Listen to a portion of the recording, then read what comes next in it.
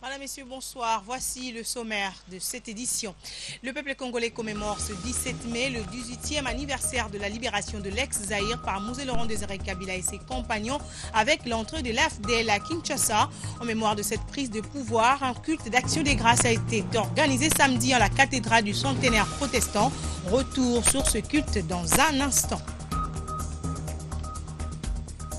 Et puis toujours ce 17 mai, le monde entier célèbre la journée internationale de la télécommunication. Innover ensemble, tel est le thème retenu cette année. Vous allez suivre le message du vice-premier ministre, ministre des Postes, téléphones et nouvelles technologies de l'information et de la communication qui préconise l'intensification de la modernisation de ce secteur dans ce journal. Enfin, la société civile de Beni au Nord Kivu appelle le Premier ministre Matata Ponyo à effectuer une mission d'évaluation sécuritaire dans cette contrée. Cet appel intervient au lendemain des massacres perpétrés contre les civils par les présumés rebelles ougandais de l'ADF. Bienvenue à cette édition dominicale. Nous sommes le 17 mai et le monde entier célèbre aujourd'hui la journée internationale des télécommunications. Le thème retenu de cette année est Innover ensemble, un thème qui rencontre le programme du gouvernement de la révolution de la modernité. Dans son message à la nation, Thomas Louaka, vice-premier ministre, ministre des Postes et téléphones et nouvelles technologies de l'information et de la communication, préconise l'intensification de la modernisation de ces secteurs. Suivez l'extrait de son message. Chers compatriotes, le 17 mai de chaque année, la communauté internationale célèbre la Journée mondiale des télécommunications. Cette date marque en effet la création en 1865 de l'Union internationale des télécommunications, institution des Nations unies spécialisée dans les domaines des télécommunications et des nouvelles technologies de l'information et de la communication. La commémoration de cette journée coïncide cette année avec les 150e anniversaire de cette institution, ce qui donne une coloration particulière à l'événement. Chers compatriotes, le thème de cette journée s'énonce comme suit: innover ensemble. Qu'en est-il des innovations en matière de nouvelles technologies de l'information et de la communication en République démocratique du Congo? Conformément à la vision de notre chef de l'État, son Excellence Joseph Kabila Kabange, vision appelée la révolution de la modernité, notre gouvernement, sous la conduite éclairée du Premier ministre Augustin Matata Ponyo et à travers le ministère des Postes, Télécommunications et Nouvelles Technologies de l'Information et de la Communication, vient de lancer un vaste programme de modernisation de nos infrastructures à travers le pays. À titre illustratif, citons 3 projets relatifs à la fibre optique qui permettra à la RDC, primo, d'améliorer la qualité de ses communications, secondo, de baisser sensiblement les coûts des appels et de l'Internet, tertio, d'augmenter le nombre de Congolais qui ont accès aux nouvelles technologies de l'information et de la communication. Ces 3 projets sont 1. La connexion Kinshasa-Mwanda par fibre optique. Ce projet est déjà opérationnel depuis plusieurs mois. 2. La connexion Kinshasa-Lubumbashi-Kasumbalesa. Le gouvernement congolais et ses partenaires viennent de terminer la pose de la fibre optique sur 3300 km, l'une des plus longues lignes de fibre optique en Afrique. 3. La connexion Lubumbashi-Beni avec possibilité de prolonger Beni-Kisangani, Beni-Kindu en passant par Lubutu. Ces projets, financés par la Banque mondiale, à hauteur de 92 millions de dollars américains, va démarrer sur le terrain dans les mois à venir et permettra à notre pays de se connecter avec les fibres optiques des pays voisins. Et en République démocratique du Congo, ce dimanche 17 mai, le peuple congolais commémore le 18e anniversaire de la libération du pays du joug du régime de Mobutu. À cet effet, un culte d'action des grâces a été organisé samedi en la cathédrale du centenaire protestant, culte qui a rehaussé de la présence du président de l'Assemblée nationale et du Premier ministre Matata Ponyo ainsi que plusieurs personnalités. Richard Chako Kanyengele, Aimé Okita et Elvis Daya nous en parlent. La cathédrale du centenaire protestant a été choisie comme lieu de culte d'action de grâce pour la célébration du 18e anniversaire de la libération du Congo sous les jougs de la dictature du régime mobussien. Chefs des institutions parlementaires, acteurs politiques, diplomates, officiers généraux et supérieurs de l'armée et de la police nationale congolaise, des responsables religieux et autres, tous sont venus rendre grâce à Dieu pour ces jours mémorables où le peuple congolais a retrouvé son identité.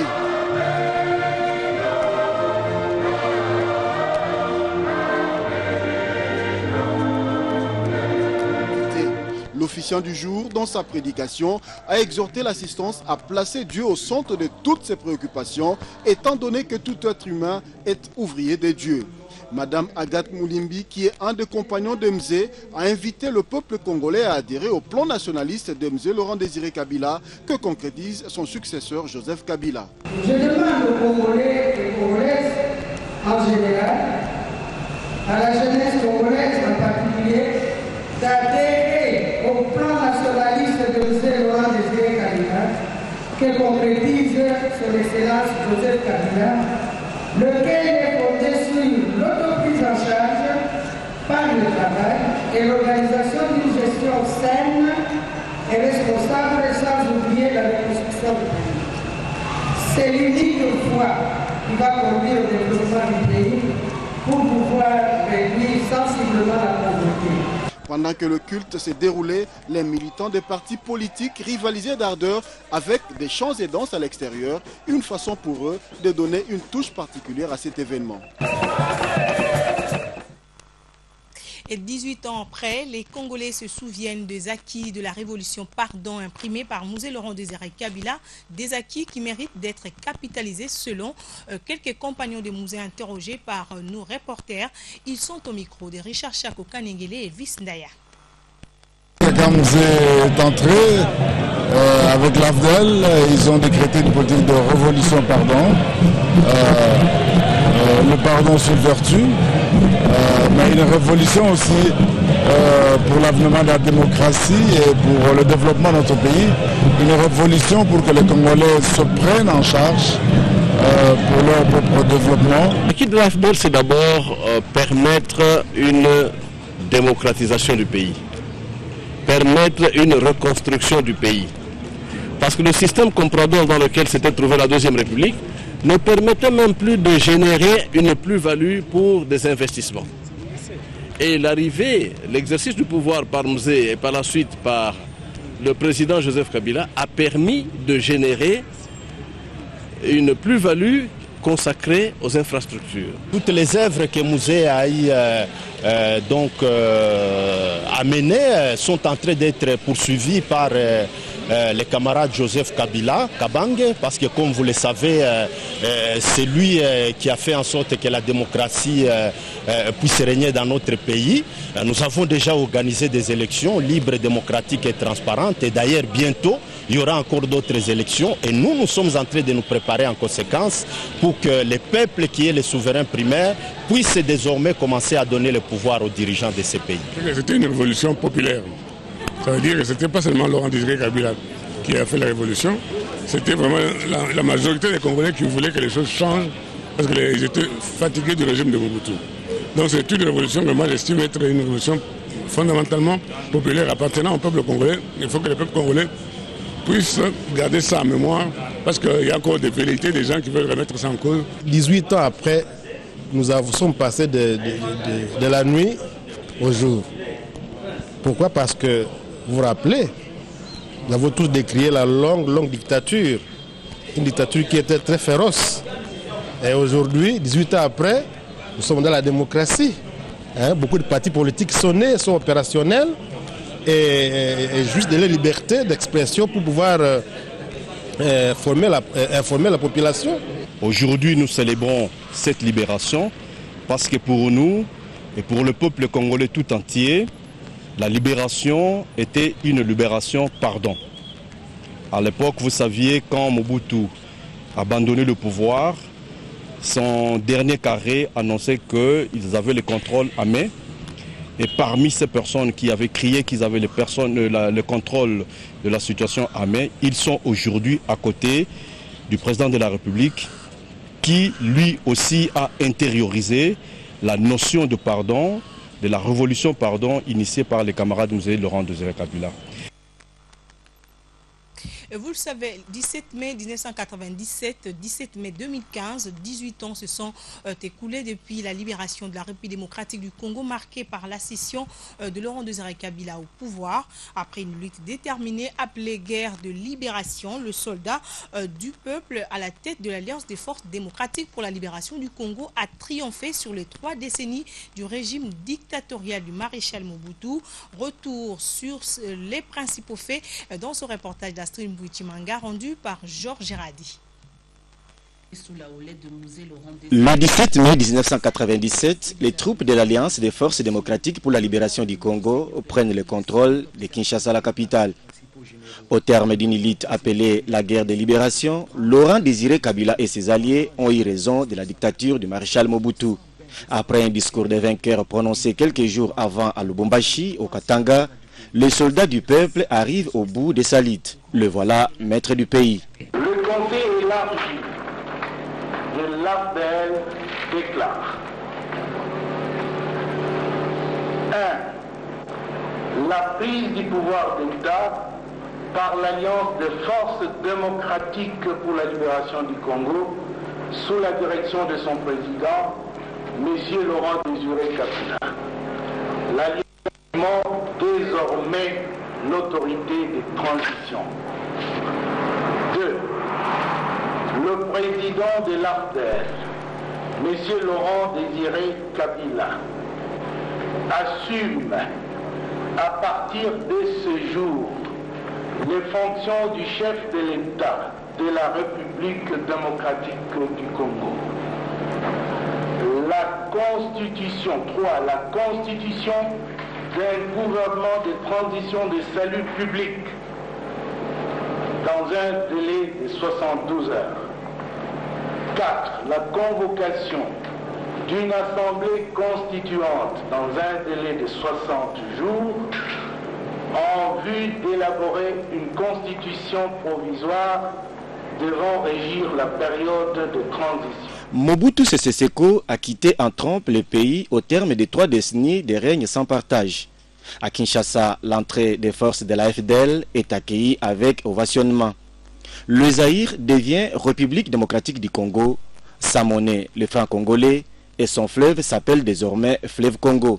Une nouvelle ère est inaugurée, l'ère de la démocratie. Fini la dictature. Laurent Désiré Kabila prête serment comme 3e chef d'État de la RDC le 29 mai 1997 à Kinshasa. Laurent Désiré Kabila, président de la République.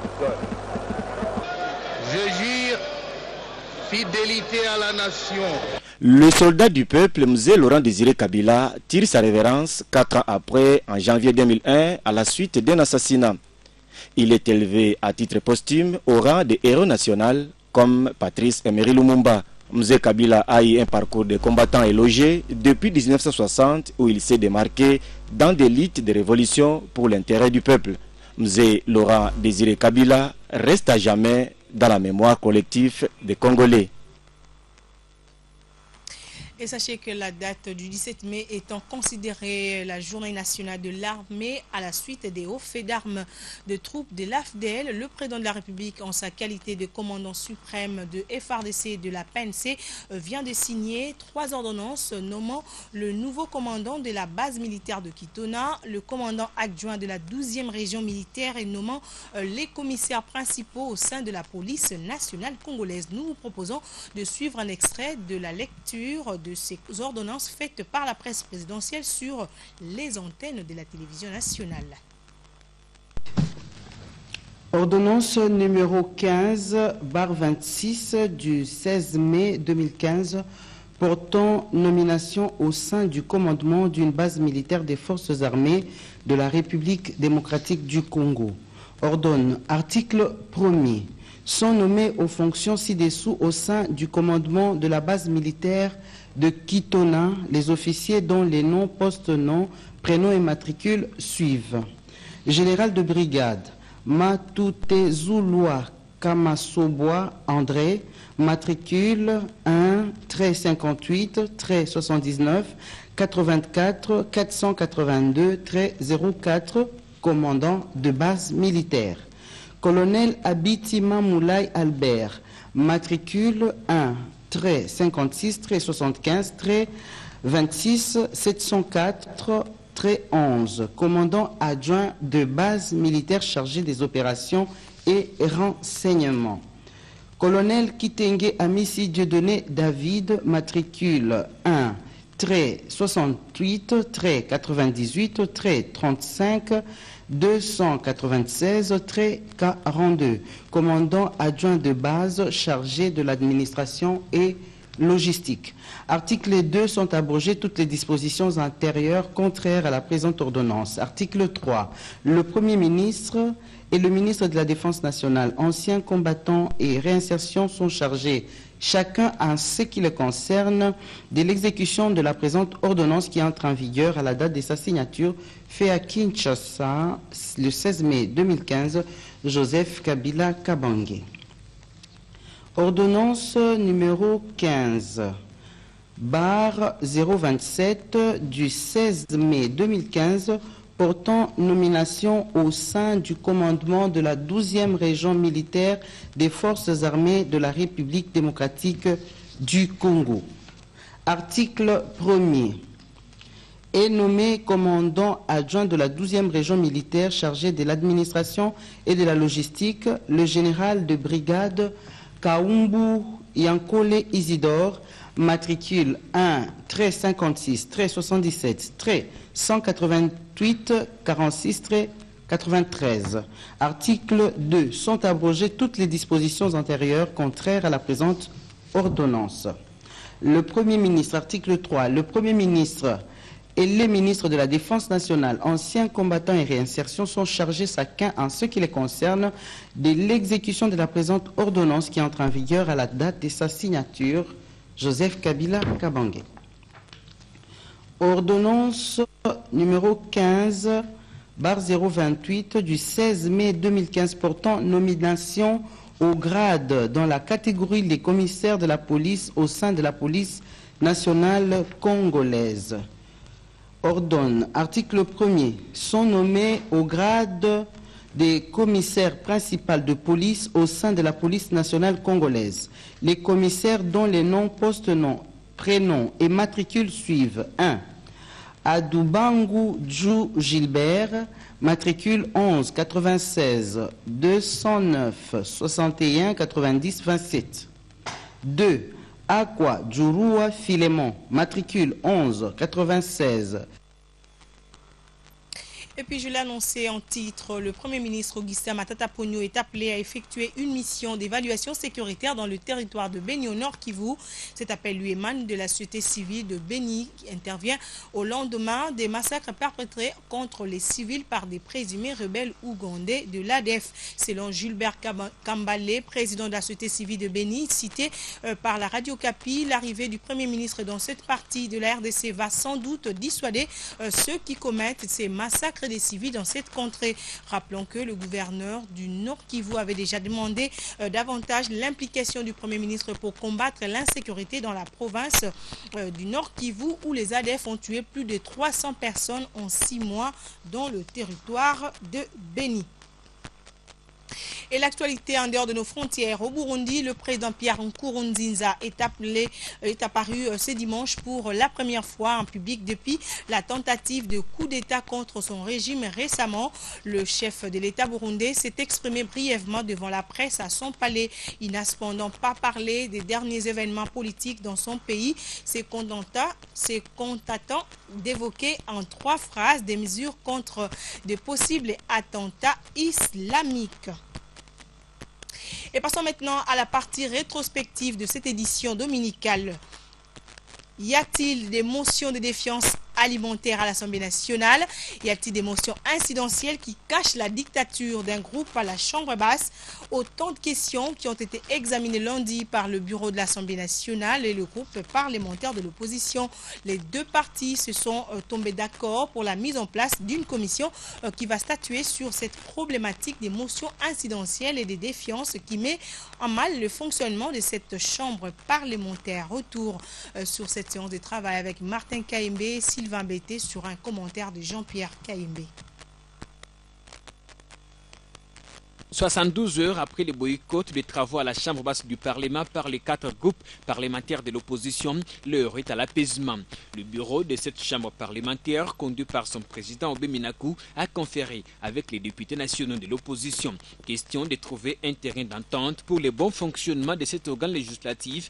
Pour Ezadri Ngouma, la hache de guerre doit être enterrée et place à l'entente. Il y a eu un échange franc entre le bureau et l'opposition, en telle enseigne que une petite voie de sortie étant finalement envisagée, une commission spéciale sera mise en place dans les 3 jours qui suivent afin de pouvoir corriger les silences, les vides dans le règlement intérieur et pour que finalement une résolution soit prise par la plénière afin de résoudre ces problèmes. Ils sont d'accord à rentrer, mais ils sont restés encore en train de débattre sur des problèmes spécifiques, disent-ils, entre eux. On espère qu'à la sortie de cette réunion, entre eux maintenant, ils pourront nous communiquer exactement quand ils entreront dans la salle. Affirmation confirmée par les députés nationaux Alexis Lengawalenga, président du groupe parlementaire MLC Allié. Nous avons échangé. Il a compris l'importance du sujet.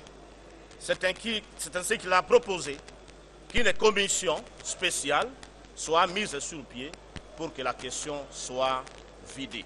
Mais les députés eux-mêmes se sont réunis après son départ, ont décidé de prendre 2 jours d'évaluation. Donc nous reviendrons ici mercredi prochain dans la salle de spectacle pour décider de la suite des actions menées par l'opposition. Et nous venons d'apprendre que le président de l'Assemblée nationale vient de décider de la mise sur pied d'une commission sur cette question pour revoir le règlement intérieur de la Chambre basse du Parlement. La commission comprend 14 députés nationaux représentant chaque groupe parlementaire.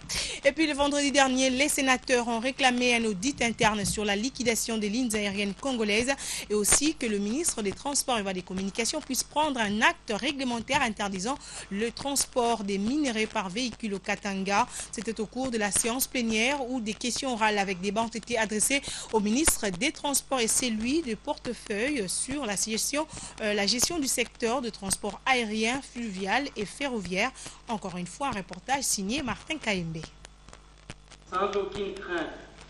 La République démocratique du Congo tient à son émergence d'ici 2030, raison pour laquelle la modernisation du secteur des transports est indispensable. C'est ce qui justifie les questions orales avec débat du sénateur Flore Moussendou dans le secteur des transports au ministre des Transports et son collègue du portefeuille. Dans sa réplique aux préoccupations exprimées par les sénateurs, Justin Kalumba, ministre des Transports, a démontré l'intérêt qu'a le gouvernement de la République dans ce secteur sur sa modernisation. Un plan pour la réhabilitation des ports, aéroports et des flottes aériennes a été mis en marche par son ministère. Pour faire avancer ce secteur si important pour la nation, nous avons besoin des conseils de tous, particulièrement de vous, les représentants du peuple.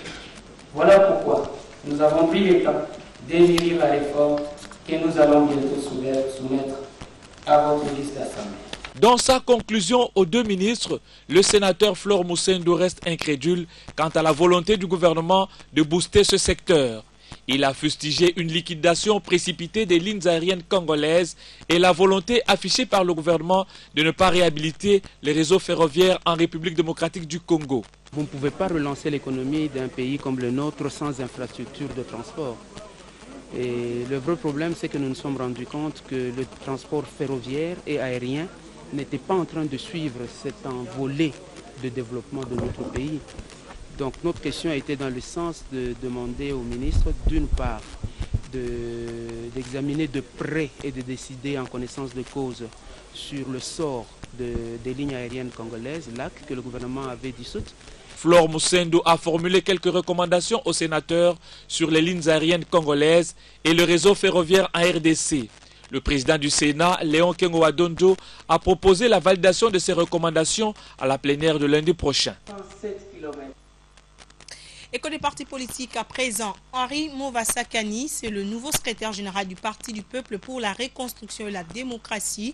Il succède donc à Évariste Bouchab qui a assumé les fonctions de secrétaire général de ce parti durant un septennat.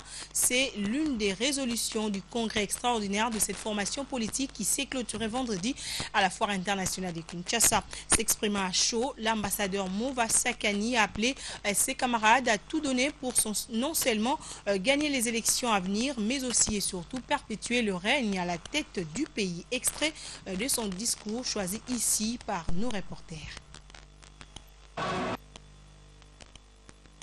Je voudrais rendre hommage à d'autres qui auparavant ont fait don de leur personne pour que cette nation ne puisse disparaître. Je pense aux compagnons de Laurent Désiré Kabila. Chers amis, merci d'être venus. C'est très fort de vous. Ainsi, nous donnons la paix au monde que le peuple bien accumule de compétences qui s'ajoutent aux anciennes et que nos anciens ne seront jamais oubliés. Il en sera ainsi pendant ce mandat. Nous avons essayé d'additionner nos forces et de dire de cet espace, soustraire tous ceux qui nous diminuent, tous ceux qui aggravent les contradictions entre nous, les contradictions d'enfants, mais pas au risque de faire dépérir l'instrument par lequel le peuple congolais agit en politique. Mes chers amis, je voudrais rendre un hommage appuyé au professeur Évariste Bouchab, secrétaire général de sortant, mais aussi pour le sacrifice japonais un brin de temps de souffrance endurée pour tenir la barque alors que la tempête était très forte. Merci à Maman Niézé pour la couette d'Abouka. Merci. Et face à la situation sécuritaire qui prévaut à Béni, le gouverneur du Nord Kivu interpelle le gouvernement central. Julien Paluku propose que la Troïka de chaque lundi à l'hôtel du gouvernement central cède la place à la Troïka sécuritaire. Dans un communiqué rendu public lundi, le gouverneur Paluku a écrit, je cite, « Qu'en se réunissant hebdomadairement pour des questions sécuritaires, le gouvernement mettrait en place des mécanismes pour stopper cette spirale de violence. » Fin des citations. Jean-Pierre Kaimbe a fouillé ce communiqué pour vous. Suivez. Une déclaration alarmante aux allures des SOS. D'après Julien Paluku, le Nord Kivu fait face à une escalade des violences aussi bien à Rutshuru, Walikale, Sud-Lubero et surtout à Béni. Un territoire devenu abattoir des EDF qui y ont tué plus de 300 civils malgré les opérations réussies menées par les FARDC depuis janvier dernier. À côté de cette recrudescence des violences, plusieurs informations font état des incursions d'hommes armés sur le sol congolais et même de la création des nouveaux mouvements rebelles par les anciens membres du M23 qui errent librement dans les pays signataires de l'accord cadre signé à Addis Abeba le 24 février 2013. Des tueries qui ont atteint des proportions aux limites de l'humainement supportable pour Julien Paluku. Il est temps d'agir. Pour cela, il est utile que la Troïka de chaque lundi consacrée aux questions économiques du pays cède place à la Troïka sécuritaire qui réunirait autour du chef du gouvernement, le vice-premier ministre et ministre en charge de la sécurité et le ministre de la Défense. À ce sujet, le gouvernement mettrait en place des mécanismes de mobilisation des moyens humains, matériels, intellectuels et financiers pour stopper le cycle des violences de la même manière qu'il a réussi à freiner l'inflation. Julien Paluku qui reconnaît la stabilité du cadre macroéconomique et les taux d'échange, note cependant qu'en dépit de la croissance économique qui avoisine 2 chiffres, les taux de croissance en termes de morts a atteint 3 chiffres Nord Kivu.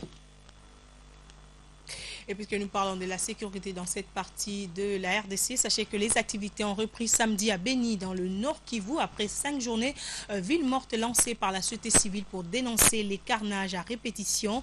La société civile de Béni appelle donc la population à la vigilance et à siffler tous les jours à 12 h. De Butembo, on fait le point avec Jonas Mbayayi, notre correspondant. Les activités ont repris à plus de 70% dans la ville de Béni ce samedi, après 5 jours successifs sans activité suite à l'appel de la société civile sur les villes mortes illimitées. Cette mesure a été levée momentanément hier vendredi après-midi par la société civile de Béni Territoire et Béniville. Cette société civile a par la même occasion lancé l'opération Filimbi, qui consiste, selon la société civile, à faire résonner des sifflets et des klaxons chaque jour à 12 h pour dénoncer les tueries et réclamer auprès des autorités l'application des recommandations de la société civile aux autorités nationales et provinciales. Cette opération Filimbi a été respectée ce samedi à Béni à 12 h. Les sifflets ont résonné au même moment que des klaxons des engins roulants.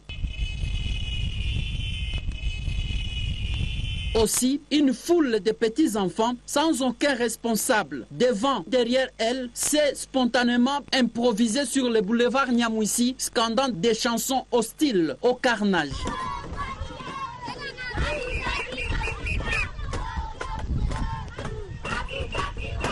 Même si la journée de ce samedi était décrétée chômée et payée, la ville de Béni a tourné ses activités pour desservir la population qui était soumise à une asphyxie des activités durant 5 jours sans interruption. Même les stations de carburant et les transports taxis n'étaient pas en fonction. Pour l'instant, il est difficile pour nous d'établir les manques à gagner ou les pertes estimées en chiffres auprès des opérateurs économiques de tous les secteurs confondus et auprès du trésor public après ce qu'on a qualifié ici de la plus longue période de journées ville morte jamais organisée et réussie dans cette ville et dans le reste de la province du Nord Kivu. Jonas Mbayayi, Butembo, RTGA.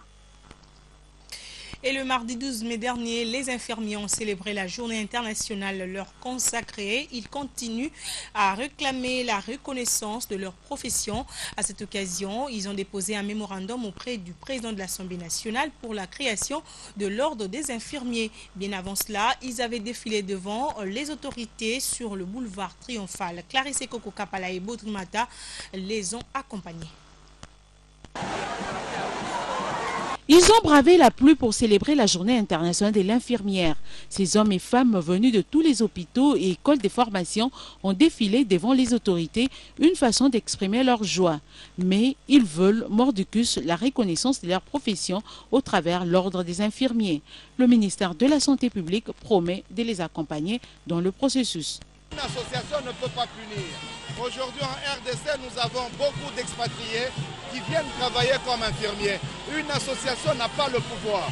Voilà pourquoi le gouvernement de la République, à travers le ministère de la Santé, soutient et va porter ce projet jusqu'au bout pour que nous ayons cet ordre. Nous espérons que l'année 2015 ne se terminera pas et que cet ordre va être créé. La détermination pour la création de l'ordre des infirmiers a poussé ces hommes et ces femmes à déposer un mémorandum auprès du président de l'Assemblée nationale pour cet organe régulateur. Nous sollicitons le plaidoyer auprès du président de l'Assemblée nationale par rapport au projet de la création de l'ordre des infirmières et infirmiers du Congo. Pour organiser la profession et protéger le public. Parce qu'il n'y a aucune loi qui définit qui est infirmier, qui ne l'est pas dans ce pays. Au travers de ce texte de loi, nous disons un organe régulateur, c'est pour qu'on puisse définir qu'est-ce qu'est être infirmier en RDC, qu'est-ce qu'il doit faire, qu'est-ce qu'il ne doit pas faire. C'est l'ordre qui vous donne l'autorisation d'exercer et l'ordre peut vous retirer votre autorisation d'exercer si vous commettez des gaffes sur le plan déontologique ou sur le plan éthique. La journée internationale de l'infirmière 2015 est placée sous les thèmes « Les infirmiers au centre de la couverture sanitaire universelle ». Et puisque nous parlons des infirmiers, sachez qu'à l'occasion de la célébration de leur journée, ils ont été sensibilisés sur la pratique de la couverture sanitaire qui permet d'accéder aux soins d'une façon équitable. C'était au cours d'une conférence organisée le mardi 12 mai. On fait le point encore une fois avec Clarisse Koko Kapala et Baudrimata. C'est dans le cadre de la Journée internationale de l'infirmière que cette conférence a été organisée. Komba Djeko, président de l'Association nationale des infirmiers, a rappelé à travers les messages du Conseil international des infirmiers le rôle que jouent ces derniers dans la prestation de soins. Les infirmières comprennent et sont concernées par tous les enjeux de la prestation des soins de santé, notamment le financement, la rentabilité. De son côté, les délégués de l'OMS a expliqué la couverture sanitaire universelle. Cette pratique consiste à offrir des soins de santé de qualité. La coopération japonaise JICA, partenaire de la NIC, a renouvelé son appui à ces corps médicaux. Donc, il a besoin et à ce que ces services soient de qualité suffisante pour être efficaces. Le ministre de la Santé publique a reconnu le rôle important que joue l'infirmier s'agissant de la couverture sanitaire universelle. Kabange Numbi a souligné qu'avec cette pratique, chaque Congolais va accéder aux soins de santé.